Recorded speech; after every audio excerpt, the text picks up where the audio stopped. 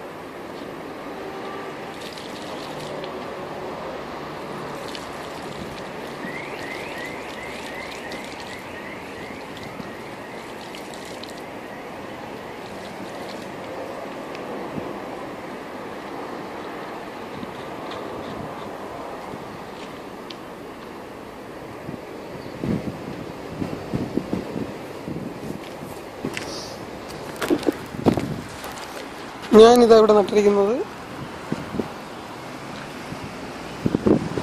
ഒരു mango tree.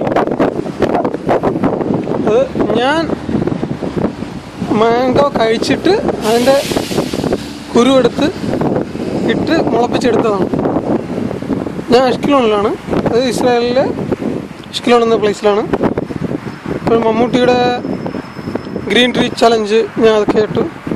അത് ഇന്ന ആൾ എന്നുള്ളതല്ല, ഓരോ ഇന്ത്യക്കാരനും അത് ചെയ്യേണ്ട ഒരു കടമയുണ്ട്, അതെവിടെ നിന്നാൽ.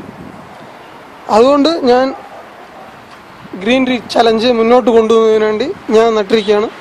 ഞാൻ മമ്മൂട്ടി പറഞ്ഞ പോലെ ഓരോ ബോളിവുഡ് സ്റ്റാറിനെ അല്ല, ഞാൻ ഓരോ ഇന്ത്യക്കാരനെയും ഞാൻ ഇത് വെല്ലുവിളിക്കുകയാണ് ഗ്രീൻ ട്രീ ചലഞ്ചിലേക്ക്